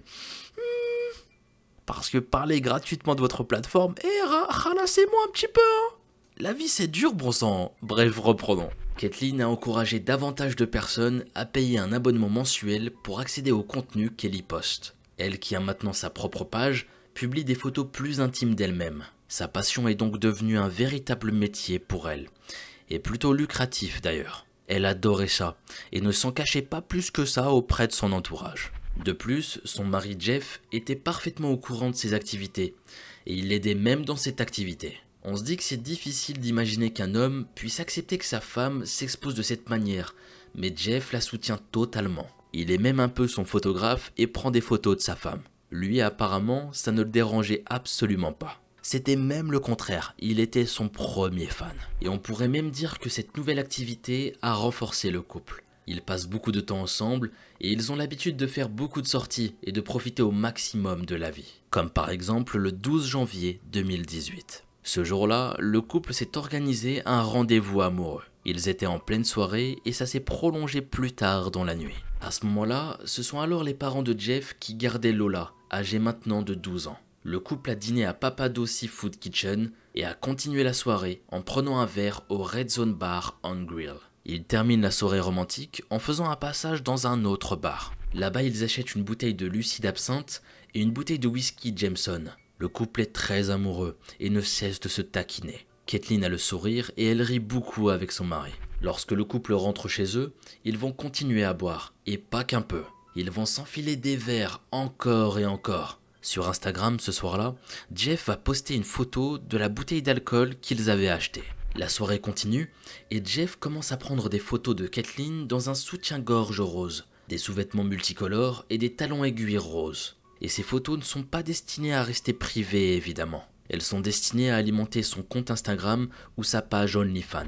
Cette soirée semble parfaite pour le couple, mais c'est malheureusement la dernière fois que Cat West sera vue vivante. En effet, la vie semblait paisible pour les West jusqu'au matin du 13 janvier 2018. Lorsque Makorsha Purifoy, une voisine des West, se rend au travail très tôt ce matin-là. Elle fait une découverte horrible. Elle aperçoit un corps au bord de la route. Lorsqu'elle s'approche, elle réalise qu'il s'agit du corps de Caitlyn. Elle était allongée à mi-chemin sur la route. La voisine commence à paniquer, mais heureusement, elle se ressaisit rapidement.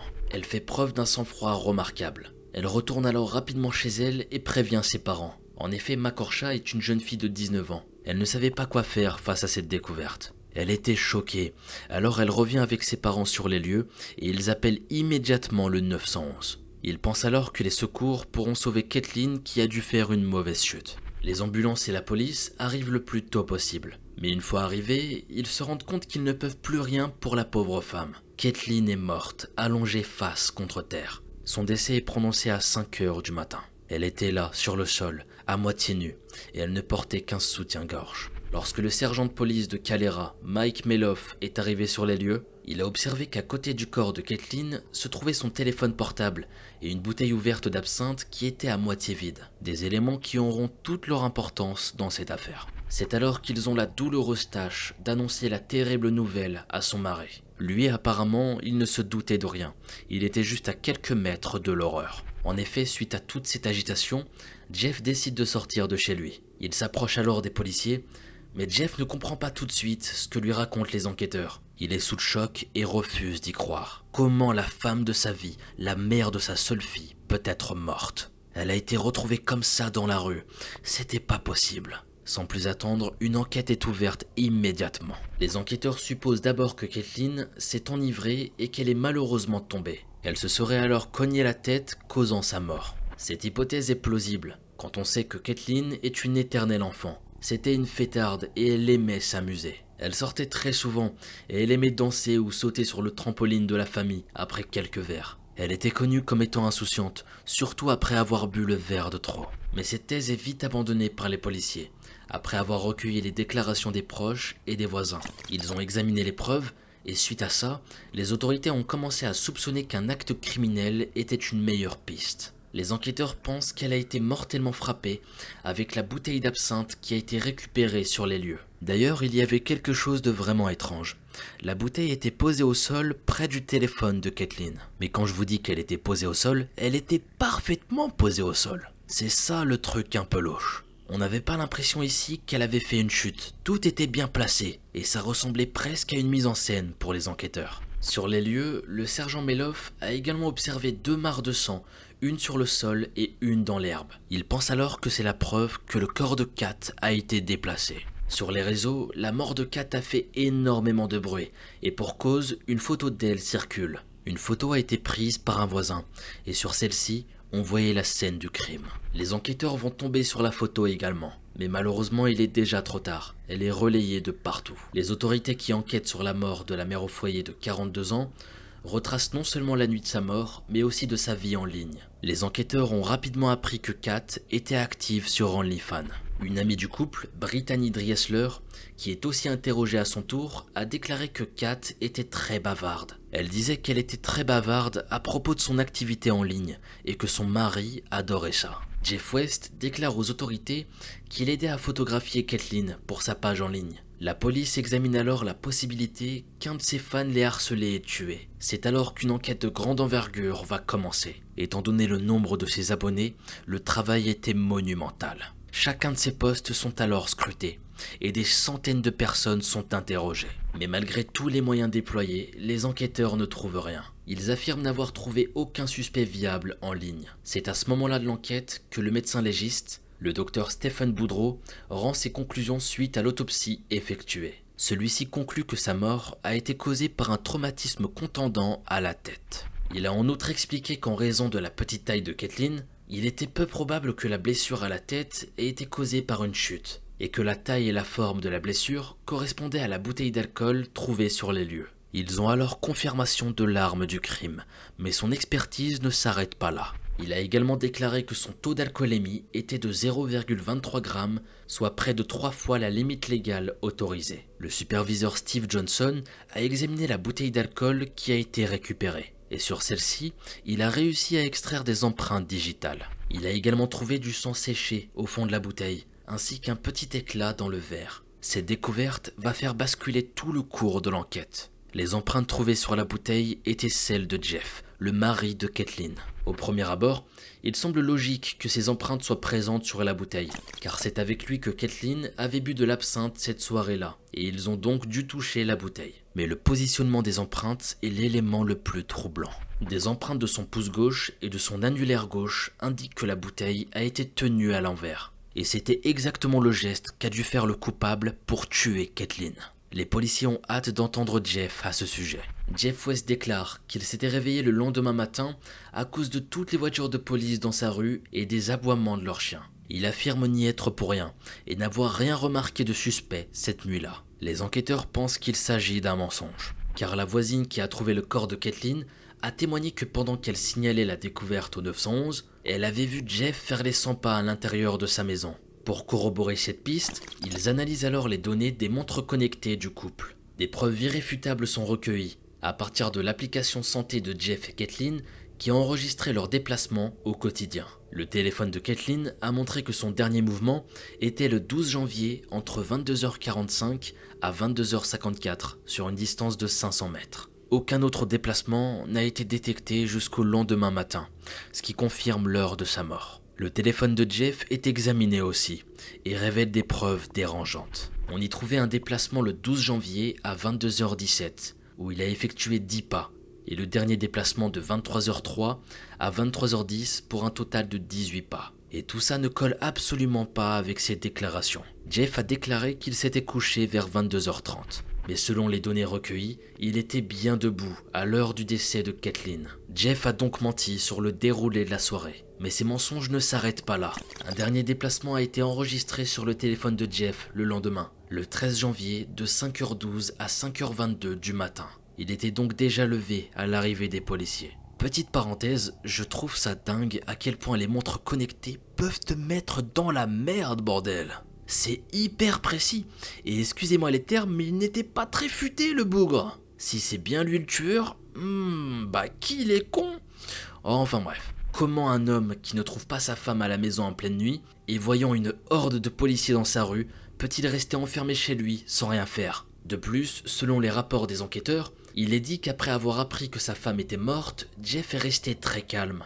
Il y a même des images de caméras embarquées de sa réaction après qu'un officier sur place lui a annoncé la nouvelle. Sur la base de leur expérience antérieure, les autorités ont déclaré que ce n'est pas comme ça qu'une personne agit généralement, après avoir appris que son conjoint est décédé. Tout le monde réagit différemment dans ce genre de situation, mais compte tenu des éléments déjà en possession de la police, son comportement peut amener à se poser des questions sur son implication dans la mort brutale de sa femme. Les images n'ont pas été rendues publiques, mais ont été gardées sous scellé en cas d'éventuel procès. Les policiers continuent leur investigation et découvrent que derrière ce mariage qui semblait parfait pour tout le monde, il y avait en réalité quelques ombres au tableau. Les SMS échangés par Jeff et Kat au cours des semaines précédant le meurtre ont été analysés. Ils révèlent que leur relation était instable. 8 jours avant sa mort, Kathleen a envoyé ce SMS à son mari. « Je sais que tu as peur de me dire que tu ne veux pas être avec moi. Mais ça ne fait que de me blesser davantage de me mentir. Et si tu ne veux pas de moi, dis-le alors. »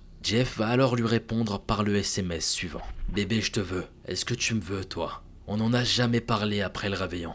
Kathleen va alors faire référence au fait que Jeff avait gâché 14 ans de mariage. Cependant, tous les messages étaient entremêlés de photos nues de Kathleen qui étaient envoyées fréquemment à son mari. Le caractère instable de leur relation était donc confirmé. Suite à toutes ces révélations, le jeudi 22 février 2018, Jeff West a été arrêté et accusé du meurtre de sa femme. Sa caution a été fixée à 500 000 $ et il a bien entendu plaidé non coupable. Dès son arrestation, Jeff West clame son innocence. Étonnamment, 2 de ses plus grands soutiens sont des personnes auxquelles on s'attend le moins. C'étaient les parents de Kathleen, John et Nancy Martin.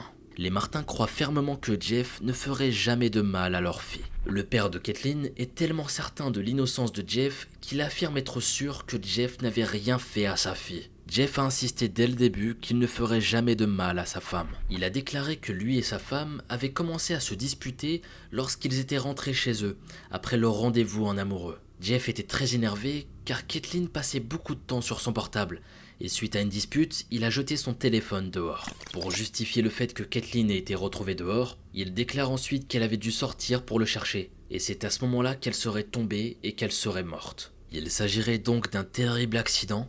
Alors pourquoi il lui a pas porté secours? C'était bizarre. Je ne sais pas si vous êtes d'accord, mais ça sentait le mensonge à plein nez.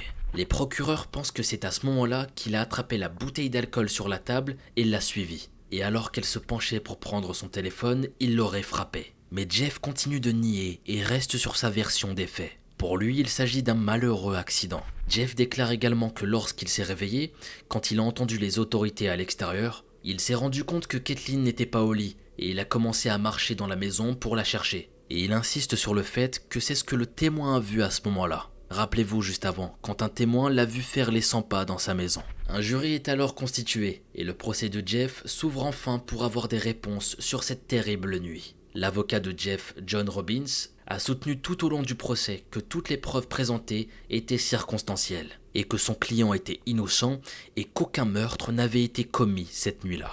Il a également défendu l'affirmation selon laquelle Jeff n'avait pas agi comme quelqu'un d'autre le ferait quand on lui a annoncé que son épouse était morte. Son avocat disait que Jeff était un soldat entraîné, vétéran de l'armée et qu'il avait été préparé à ce genre de situation. Les soldats sont formés pour contrôler leurs émotions et ils gèrent les situations stressantes de manière différente. Et armé pas armé ou mental d'acier, c'était sa femme. Et je pense que s'il l'aimait vraiment de tout son cœur, je pense sincèrement qu'il serait devenu fou et qu'il aurait eu les larmes aux yeux. Enfin bon, c'est mon avis, mais perso je trouve ça très spécial de ne pas réagir après la mort de sa femme. Enfin bon, lorsque le sujet du style de vie de Kathleen apparaît comme motif possible de son meurtre, Jeff se défend en expliquant qu'il n'était pas jaloux. Il déclare même les choses suivantes. Ce ne sont que des images, et elle a eu de l'argent pour ça. Parmi ceux qui témoignent lors du procès, il y a eu les officiers qui étaient présents sur la scène du crime, notamment l'ancien officier de police de Calera, Luigi Ragazzoni. Il déclare qu'il est arrivé sur les lieux et a commencé ses premières investigations. C'est alors que Jeff a approché Ragazzoni et lui a demandé ce qui s'était passé. Ragazzoni a répondu qu'il avait reçu un rapport faisant état d'une personne décédée et qu'elle avait été identifiée comme étant Kathleen West. Jeff a alors répondu qu'il s'agissait de sa femme. Les deux se sont ensuite rendus chez Jeff, où ils ont continué à parler longuement de divers sujets. Le mari semblait ailleurs et ses propos n'étaient pas toujours cohérents. Suite à ces témoignages, d'autres preuves sont présentées au jury. Entre autres, les SMS du couple révélant leurs problèmes apparents, mais aussi un interrogatoire filmé entre Jeff et les enquêteurs qui a eu lieu le 13 janvier a été montré dans son intégralité. Jeff y décrit les événements de la nuit précédant la mort de Kathleen, l'état de leur mariage et les habitudes de Kat. Jeff est questionné sur d'éventuels antécédents de violence entre eux, mais il va répondre qu'il n'a jamais frappé ni blessé sa femme. Il va dire qu'il ne savait pas ce qui était arrivé à Kathleen jusqu'à ce que la police ne lui dise. Les rapports de leur système de sécurité ont également été admis comme preuve au procès. Ils montrent les heures où la porte d'entrée du couple a été ouverte et fermée tout au long de la nuit. Ces dernières preuves confirment malheureusement pour Jeff la thèse du meurtre. C'est finalement à la fin du procès que les parents de Kathleen ont été appelés à la barre. La mère de Kathleen, Nancy, a décrit sa fille comme une alcoolique qui prenait des médicaments pour le trouble bipolaire. Elle a également déclaré les choses suivantes. Elle ne pouvait pas se contenter de boire un verre. Elle disait j'en ai besoin d'un autre. Déjà c'est un peu méchant de parler comme ça de sa fille, hein. Je vous avoue que cette histoire elle me perturbe. Déjà elle parle hyper mal de sa fille, c'est terrible. Je sais pas, je trouve ça assez troublant. Avec toutes les informations données au cours du procès, les délibérations du jury s'annoncent compliquées. Juste avant de se retirer, les jurés ont demandé l'heure du décès, car celle-ci n'avait pas été donnée auparavant. Le jury voulait également de l'aide pour trouver des données à partir de l'application. Vous savez, l'application santé du téléphone portable, afin d'analyser les déplacements de Kathleen et Jeff cette nuit-là. Et ils ont demandé à visionner à nouveau la vidéo de la caméra embarquée du premier policier qui a rencontré Jeff West ce matin-là. Après avoir eu en leur possession tous ces éléments, la décision des jurés a été rapide et unanime. Jeff West a été reconnu coupable d'homicide involontaire de la mort de sa femme Kathleen. À l'annonce du verdict, il n'a montré aucune émotion. Sa caution a été révoquée et il restera incarcéré jusqu'à sa condamnation. Lors de l'audience pour déterminer sa peine, il était évident que les deux parents de Kathleen ne croyaient pas à la culpabilité de Jeff et le soutenaient. Nancy, la mère de Kathleen, a même déclaré que c'était un homme bon et qu'il n'avait pas fait ça. Encore une fois, c'est assez bizarre, ils le défendent corps et âme, et je vous rappelle qu'ils ont quand même craché un peu sur leur fille, et ça c'est encore plus bizarre. Et ils vont continuer à dire tout au long du procès qu'il était innocent, que c'était sûr. Et ce malgré toutes les preuves, toutes les choses qui ont été dites, il le protégeait.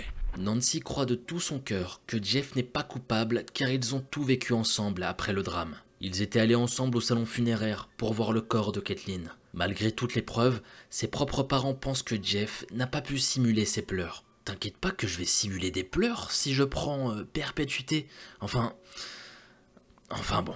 Après toutes les délibérations, le juge du comté de Shelby, William Bostick, a prononcé ce qu'il pensait être une peine juste, mais pas maximale. Il a condamné Jeff à purger 16 ans de prison pour l'homicide involontaire de sa femme. Il a pris en compte l'absence d'antécédents criminels de Jeff, mais aussi les témoignages de la fille, de la mère, de la belle-mère de Jeff et d'autres facteurs atténuants dans l'affaire lors de sa prise de décision. Jusqu'à aujourd'hui, Jeff continue de clamer son innocence et n'a pas avoué de meurtre. Chacun sera donc libre d'avoir sa propre opinion sur la culpabilité de Jeff West. Mais le plus triste dans cette affaire, quand on regarde bien, c'est que les propres parents de la victime ont dénigré leur fille au procès de son présumé meurtrier. Mais encore pire, ils ont soutenu leur gendre du début à la fin, malgré toutes les preuves accumulées contre lui. Si nos propres parents ne se battent pas pour nous, il nous reste qui finalement? Dans ce drame, il y a une victime collatérale, Lola, la fille du couple âgée de 12 ans. Cette jeune fille a perdu sa mère dans d'horribles circonstances, et elle doit vivre aujourd'hui sans elle, avec un père en prison, et surtout avec le doute de sa culpabilité. Nous sommes le vendredi 14 octobre 2016, à Keller, une petite ville du comté de Tarrant dans l'état du Texas. Comme à son habitude, ce soir-là, tout est calme dans cette ville résidentielle. Mais dans la famille Verk, c'est l'inquiétude qui prend petit à petit le dessus. En effet, Lori Verk, la mère de famille, est sans nouvelles de sa fille depuis plusieurs jours. Lors de leur dernière discussion par téléphone, elle a eu un étrange pressentiment. Comme toutes les mamans, ça commençait à l'inquiéter, mais son fils Miles va la rassurer. En effet, c'est le moment des examens, et sa fille Zouzou est certainement en train de réviser. Alors commencez pas avec son prénom, je vous vois à travers l'écran. J'avoue, il est spécial, mais on va s'y faire. Elle se nomme Zouzou, Z-U-Z-U. Et comme je le disais, Zouzou est certainement en train de réviser. Mais l'instinct maternel de Lori est plus fort que tout. Elle est certaine que quelque chose n'est pas normal. Étant persuadée qu'il est arrivé quelque chose à sa fille, elle décide alors de contacter ses amis. Lori finit même par contacter Robert Fabian, le petit ami de Zouzou, afin de savoir s'il avait des nouvelles de sa fille. Elle lui envoie donc un message. « As-tu des nouvelles de Zouzou ?» Robert répond que Zouzou avait décidé de l'ignorer ces derniers temps, donc il n'avait pas de nouvelles. Il lui indique qu'il a passé la soirée avec Zouzou le mardi, mais que depuis, ils ne sont plus rentrés en contact. Depuis cette soirée, elle ne s'est plus présentée à son travail, ce qui est loin d'être dans ses habitudes. Elle ne se présente pas non plus à ses examens, et autant vous dire que c'était inconcevable pour une personne aussi sérieuse que Zouzou. La jeune femme a bel et bien disparu. Sous la pression de sa famille, Robert décide de se rendre à la police dès le lendemain. Il ne va pas perdre de temps et il va directement s'y rendre, mais on y reviendra plus tard. Zouzou est décrite par son entourage comme un véritable rayon de soleil. C'est une femme douce, forte et indépendante. Elle dégageait beaucoup de positivité. Ça faisait déjà 2 ans que Zouzou avait déménagé dans la petite ville d'Alpine. Ça lui permettait de rejoindre plus facilement l'université. Là-bas, elle étudie la science de la conservation. Quand elle n'est pas à l'université, Zouzou travaille avec le Borderland Research Institute. Elle est alors à 7 heures de route de la maison familiale, ce qui peut parfois être difficile pour ses proches. Mais ses parents la soutiennent dans ses études et elle obtient d'excellents résultats. Que ce soit dans son parcours scolaire ou dans sa vie personnelle, elle est décrite comme une personne toujours très enthousiaste. Tous les projecteurs étaient toujours braqués vers elle. Zouzou attirait toujours l'attention. Elle est aimée de tous ceux qu'elle rencontre et elle a un vrai génie en elle. Non seulement par son esprit, mais surtout par sa personnalité. Elle aime s'amuser, faire la fête, mais elle a aussi son côté sérieux. Très motivée et fascinée par le monde, elle s'engage dans de nombreuses causes et je trouve ça tout simplement merveilleux. Il n'y a rien de plus beau que d'aider son prochain à travers des gestes et des petits projets humanitaires. Elle avait une très belle âme et ça se ressentait énormément. Zouzou était en couple avec un certain Robert Fabian, 28 ans, qui travaillait dans un hôpital d'Alpine. Les deux s'étaient rencontrés il y a plus d'1 an déjà lors d'une soirée. Elle était attirée par ce jeune homme avec son train de vie bien rempli. Elle le trouvait amusant et très ambitieux. Mais lorsqu'on interroge les parents de Zouzou à propos de Robert, leur réponse est très mitigée. Dès leur rencontre, la mère Lori n'a pas apprécié Robert. Elle ne l'aime pas et ne l'a jamais aimé. Elle le trouve très arrogant, très égoïste. Mais plus que ça, elle n'aime pas la façon dont il traite sa fille. Pour vous dire, elle savait que la relation n'allait pas durer. Zouzou aurait dit à sa mère qu'elle savait qu'elle n'allait pas passer le reste de sa vie avec lui. Malgré ça, Laurie et Robert restent en contact. Et alors qu'ils attendaient des nouvelles de Zouzou, c'est Robert qui finalement se présente à la police pour faire part de sa disparition. Après 3 jours, ils ont demandé à la police d'Alpine de la rechercher et de savoir si elle allait bien. Si elle allait bien, 3 jours ça commence à faire, hein. Ça fait peur. Quand tu vois un proche qui disparaît pendant 3 jours, je peux vous dire que moi je suis mort d'inquiétude. Bref, reprenons et voyons ce que la suite nous réserve. Les policiers décident alors de se rendre au domicile de Zouzou, afin de s'assurer que la jeune femme va bien. Les enquêteurs se garent alors devant la maison de Zouzou. Son vélo ainsi que sa voiture sont bien présents, ce qui indique que la jeune femme est certainement à son domicile. Mais en faisant le tour de sa maison, ils découvrent un fait inquiétant. Le chien de Zouzou est dans le jardin, livré à lui-même avec sa laisse sur le cou. Zouzou n'était pas présente à son domicile. Avec tous ces nouveaux éléments, une enquête est ouverte immédiatement. Les parents de Zouzou, Laurie et son père Glenn, décident de prendre la route vers Alpine afin de participer aux recherches. Étonnamment, Robert et Laurie ne se sont pas parlé depuis. Une fois arrivés dans la petite ville de l'étudiante, les parents se rendent compte que les recherches avaient déjà commencé. Des affiches sont placardées à tous les coins de rue, dans les bars, les restaurants. La ville d'Alpine est en ébullition. Toute la population est investie dans sa disparition. Tous les camarades de Zouzou sont désormais à sa recherche. La petite communauté d'Alpine est alors mobilisée pour retrouver la jeune femme. Ils sont soudés et tout le monde soutient la famille. Beaucoup de monde vont s'investir dans les recherches, sauf une personne. Il s'agit de Robert et il est introuvable. À partir de ce moment-là, Robert ne répond plus aux appels de Laurie. Il semble aussi avoir disparu. La fouille commence alors, et tous les moyens à la disposition des policiers sont alors mis en place. Des fouilles aériennes à l'aide d'hélicoptères ainsi qu'au sol. Toute la ville est passée au peigne fin. La population vient alors prêter main forte aux enquêteurs. La mobilisation est totale. La famille de Zouzou est dévastée. Elle cherche désespérément des informations sur l'endroit où elle se trouve. Le lendemain du signalement de Robert concernant sa disparition, eh bien lui, il va engager un avocat. Il avait tout prévu. Il est également la dernière personne à avoir vu Zouzou en vie. Comme c'était sa petite amie, il devient donc l'un des principaux suspects. Mais on était un peu trop tôt dans l'enquête pour affirmer quoi que ce soit. L'avocat de Robert lui impose de ne pas communiquer au sujet de Zouzou. C'est d'ailleurs la raison invoquée par Robert pour justifier son absence aux recherches. Suite à son comportement, la famille de Zouzou, et plus particulièrement son père, sont furieux.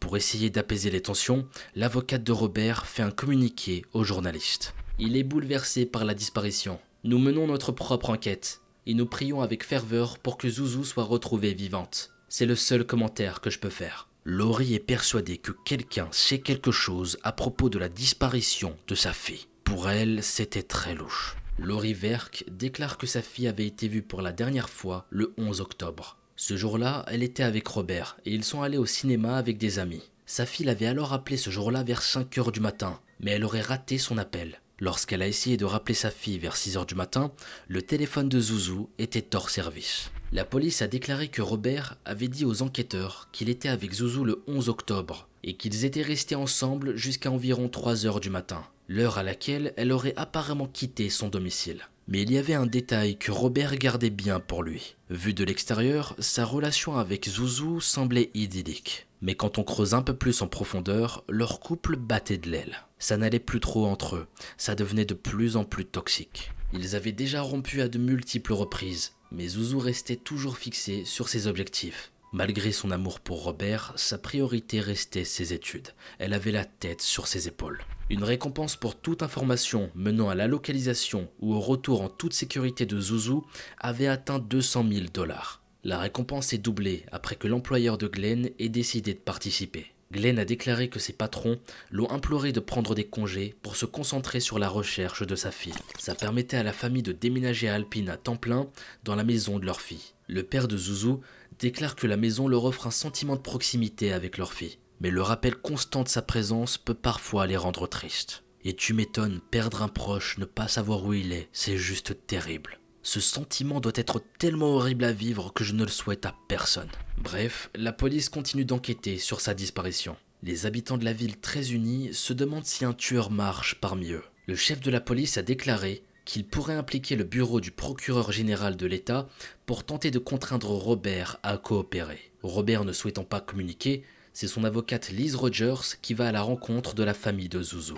Une réunion jugée inutile par Glenn, sachant que cette dernière leur conseille de ne plus parler à la police. Liz ne veut pas non plus répondre aux interrogations de la famille. La police de leur côté continue leur investigation et interroge des dizaines et des dizaines de personnes. Mais concernant Robert, il reste sur ses positions. La dernière fois qu'il aurait vu Zouzou, c'était la veille de sa disparition. Robert a déclaré à la police qu'il s'était disputé avec elle la nuit précédant sa disparition, dispute à propos de l'ex-petite amie de Robert. Mais il affirme toujours qu'elle a bien quitté son appartement à 2 heures du matin. Cependant, les voisins ont rapporté avoir entendu des disputes et des bruits forts des heures plus tard. Lors des interrogatoires, un voisin de Robert a une version totalement différente. John Franco, un voisin de Robert, déclare que vers 21 heures, le jeune couple a préparé le dîner. Le voisin pouvait presque entendre leur conversation. Ils ont passé une partie de la soirée à rire ensemble. Mais il affirme que vers 23 heures ce soir-là, il a entendu une dispute violente. Le couple faisait alors des allers-retours dans toute la maison. Il en serait même venu aux mains. Le voisin indique qu'entre 3 heures et 4 heures du matin, sa petite amie a entendu un bruit sourd. John est alors sorti paniqué. Mais la seule chose qu'il a vue, eh bien c'était Robert. Selon lui, la voiture de Zouzou était toujours garée dans son allée. La même voiture qui a été retrouvée devant la maison de Zouzou par les enquêteurs. Alors qui croire? Robert, le suspect idéal mais qui reste sur ses positions, ou bien son voisin qui est certain de cette déclaration? Le 21 octobre, l'enquête a beaucoup progressé. La police a exécuté plusieurs mandats de perquisition et interrogé plus de 100 témoins potentiels. Elle avait totalement disparu. Aucun signe de vie. L'enquête démontre que durant la nuit de la disparition, Robert a passé plusieurs appels. Le premier à l'un de ses meilleurs amis, Chris Estrada, qui dormait et qui n'a pas pu répondre. Il a ensuite appelé sa sœur. Il lui a alors demandé de lui prêter la Ford F-150 de son mari sans raison apparente. Plus tard dans la journée, Robert réussit à contacter son ami Chris, qui ensuite va le rejoindre avec sa Mustang blanche. Les mandats de perquisition révèlent que parmi les personnes interrogées par la police d'État se trouvaient des amis de Robert. L'une de ses amies dévoile que Chris Estrada s'était présenté chez elle le 12 octobre et qu'il était désemparé. Il agissait nerveusement et il tournait en rond. Son amie est alors très inquiète en voyant Chris, mais il lui répond « Je vais bien, je n'ai rien fait. Si elles veulent m'interroger, je n'ai rien à leur dire. » Elle dit qu'elle n'avait aucune idée de ce dont Chris parlait. Elle déclare à la police que Chris avait utilisé son téléphone portable pour contacter Robert. À partir de ce moment-là, Chris est alors une personne potentielle dans cette affaire. Il est donc interrogé par la police. Contrairement à Robert, Chris se montre coopératif, mais son test polygraphe n'a pas été concluant. La police fouille également la camionnette Ford enregistrée au nom du beau-frère de Robert. Ils obtiennent un mandat à la recherche d'ADN, de sang et de preuves potentielles. Il y a aussi 4 autres mandats de perquisition déposés dans l'affaire, qui visent des enregistrements de téléphone et de l'ordinateur portable de Robert. 2 semaines après la disparition de Zouzou, la police a officiellement fait passer son petit ami de personne d'intérêt à suspect dans la disparition. Un communiqué indique que la famille de Robert et son ami proche, Chris, étaient également considérés comme des personnes d'intérêt dans la disparition de Zouzou. Tout ça était dû au fait que Robert avait appelé Chris à 2 reprises très tôt le matin de la disparition de sa petite amie. Les documents indiquent que les 2 hommes ont communiqué à peu près au même moment en utilisant l'application Snapchat. Mais d'autres révélations vont accabler les 2 amis. Chris a tenté de faire nettoyer sa Ford Mustang. Il s'est rendu dans un atelier automobile à 3 reprises. Le 14 octobre, 3 jours après que Zouzou ait été porté disparu. Plus on creuse, plus on trouve des trucs louches. Ça sentait de moins en moins bon pour eux. Josh Cobos, dont la famille dirige le Cobos Gaz en Lube Center à Alpine, déclare à la police que Chris semblait nerveux et avait emprunté son téléphone portable pour contacter Robert. Josh Cobos indique qu'il trouvait que le comportement de Chris était étrange, étant donné que Zouzou venait d'être porté disparu. Chris a déclaré à la police qu'il avait conduit Robert tôt mercredi matin, incitant les enquêteurs à fouiller sa Ford Mustang. Le truck de son beau-frère avait déjà été analysé. C'était au tour de la Mustang de Chris de faire l'objet d'analyse. La police obtient également un mandat de perquisition au domicile de Robert. Tous ces éléments conduisent à une conclusion. Robert est impliqué dans la disparition. Il est interrogé par les enquêteurs, mais aussi par les médias, mais il n'est pas très bavard. Son ami Chris, par contre, se prête volontiers à des interviews devant les caméras. Il répond aux journalistes avec un petit sourire qui fait froid dans le dos, mais il affirme toujours qu'il n'y est pour rien. Leur défense sera mise à mal grâce à une nouvelle découverte des enquêteurs. Grâce à la carte bancaire de Chris, ils arrivent à retracer certains achats effectués par Robert. La nuit de la disparition, il a été filmé grâce à des caméras de surveillance, en train d'acheter 3 articles qui ressemblaient à des habits de protection pour la peinture, ainsi que des bâches de protection. On peut alors imaginer un macabre scénario. Ça fait maintenant près de 2 mois que la fille de Glenn et Laurie a disparu avant le lever du soleil par une froide matinée de la mi-octobre. Mais lorsque les parents au cœur brisé marchent dans les rues animées du centre-ville d'Alpine, ils ont parfois l'impression que leur fille Zouzou est présente autour d'eux. Ils la voient partout et c'est comme si elle était toujours parmi eux. Désormais, il y a des affiches partout sur la disparition de Zouzou. Les affiches montrent le visage souriant de l'étudiante et ses cheveux blonds qui sont placardés à travers la ville. Tout le monde est à sa recherche, mais malgré les efforts de chacun, elle reste introuvable. Sachant que tous les éléments découverts par les enquêteurs n'ont pas été divulgués, les parents de Zouzou se rassurent en imaginant qu'elle a pu être enlevée et qu'elle est toujours en vie. Mais on le sait bien, dans des affaires de disparition, plus le temps passe pour retrouver la personne, moins on a de chances de la retrouver en vie. Je sais, ça fait peur de dire ça, mais c'est réel, malheureusement. De son côté, la police examine des centaines d'heures de vidéos de surveillance, qui ont été récupérées auprès de petits centres commerciaux et des endroits stratégiques.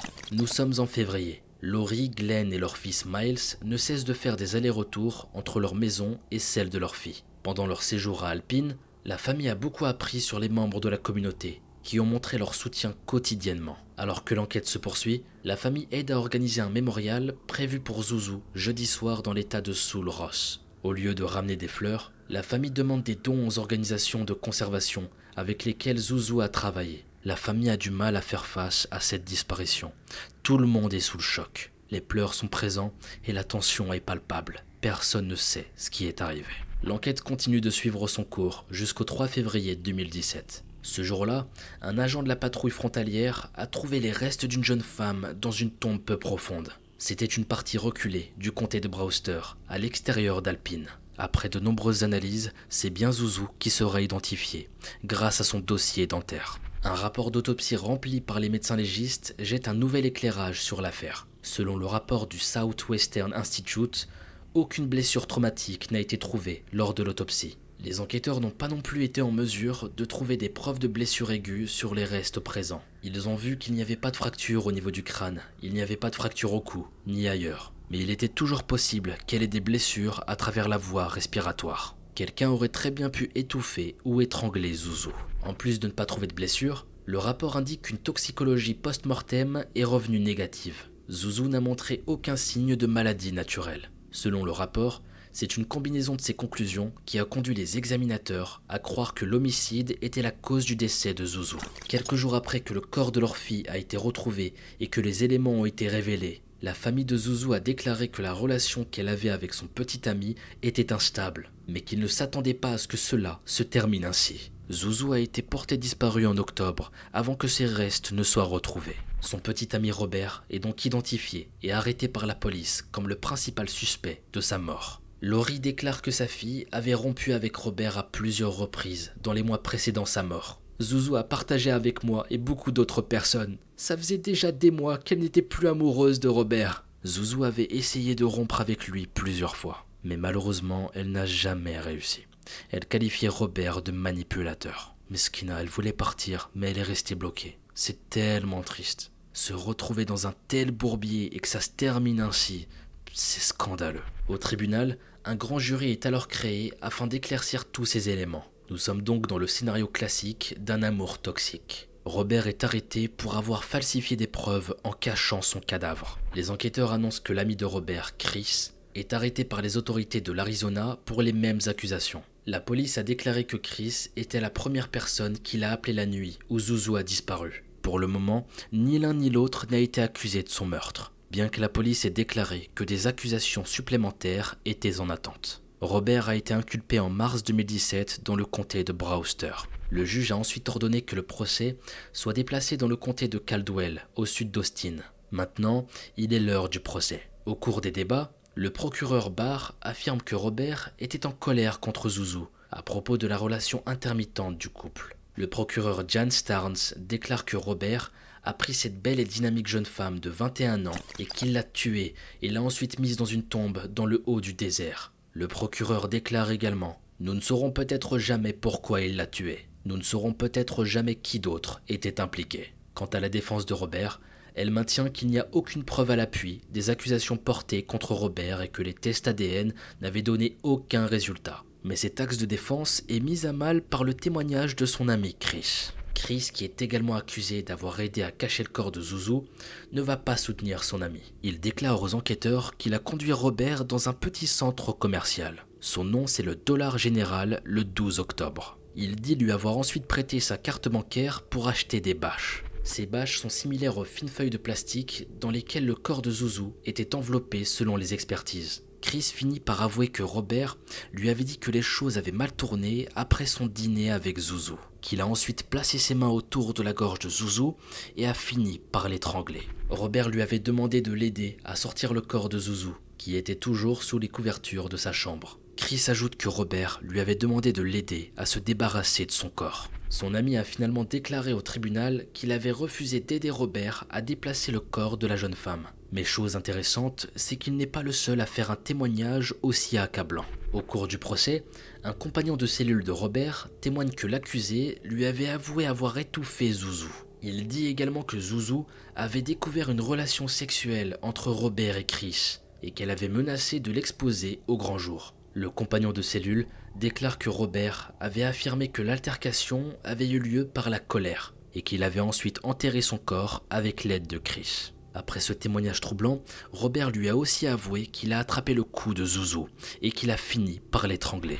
Selon le compagnon de cellule, il entendait Robert pleurer la nuit. « Je suis désolé, je voulais pas te faire de mal. » Le père de Zouzou prend alors la parole devant le tribunal. Il remercie la ville d'Alpine pour son soutien pendant les recherches. Il déclare à propos de sa fille les choses suivantes. « Je ne sais pas si je peux décrire Zouzou complètement, mais je sais qu'elle a touché beaucoup de vies. Le monde a perdu une personne spéciale et je suis si fier de ce qu'elle était. Aucun des accusés n'ont plaidé coupable. Mais même malgré ça, les délibérations ne dureront que 5 heures. Et c'est ainsi que le verdict tombe. Le jury du comté de Caldwell a reconnu Robert coupable du meurtre de Zouzou, 21 ans, et de falsification de preuves matérielles. Le jury condamne à la prison à vie. Chris a été condamné à 42 mois de prison après sa condamnation pour falsification de preuves matérielles. Il reste en Arizona où il attend son extradition. Robert, quant à lui, est détenu à la prison du comté de Brewster. Il sera admissible à la libération conditionnelle après 30 ans. Encore une horrible histoire. Zouzou avait la vie devant elle. Et on apprendra quelque chose juste avant sa disparition. Zouzou avait postulé à l'université Texas A&M pour sa dernière année. Alors qu'elle était portée disparue, Zouzou avait reçu sa lettre d'acceptation par la poste. Elle était brillante et aimée de tous. Elle est morte car elle a voulu aimer la mauvaise personne. Ainsi se termine la triste affaire de Zouzou Verk, une jeune femme qui va disparaître et qui va malheureusement perdre la vie. Le plus troublant dans ce genre d'affaires, c'est de voir que le tueur et son complice sont prêts à tout pour faire disparaître le corps. Ils sont prêts à tout pour qu'on ne la retrouve jamais. Tout est calculé. Et bien heureusement, ça ne se passera pas comme ils l'avaient prévu. Ils vont se faire attraper et prendre une lourde peine de prison. Et franchement, c'est mérité. Et je pense même qu'ils auraient mérité la prison à perpétuité. Parce que des gens dangereux comme ça, loin de nous, on n'en veut pas. Et ce qu'il y a de plus effrayant encore, c'est que des affaires comme celle-ci, il en existe des milliers, et pour beaucoup d'entre elles, on n'a aucune réponse. Certaines affaires sont mises de côté, oubliées, et des personnes restent disparues à jamais. Et ce que je dis, ça fait peur, hein, mais c'est la réalité, malheureusement. Donc prenez soin de vous et faites attention à vos proches, mes amis. Notre vie peut basculer du jour au lendemain, tout peut s'arrêter. T'es pas très rassurant, Mogo. Dire ça à la fin de ta vidéo, laisse-nous tranquille. Non, non, non, non, non. Que voulez-vous? La vie, c'est pas toujours un conte de fées, malheureusement. On vit dans un monde de fous, bordel. Et je pense que ça, vous le savez. Bref, il est temps pour moi de vous laisser. Et je vous dis à la prochaine pour une nouvelle vidéo. C'était Mogota.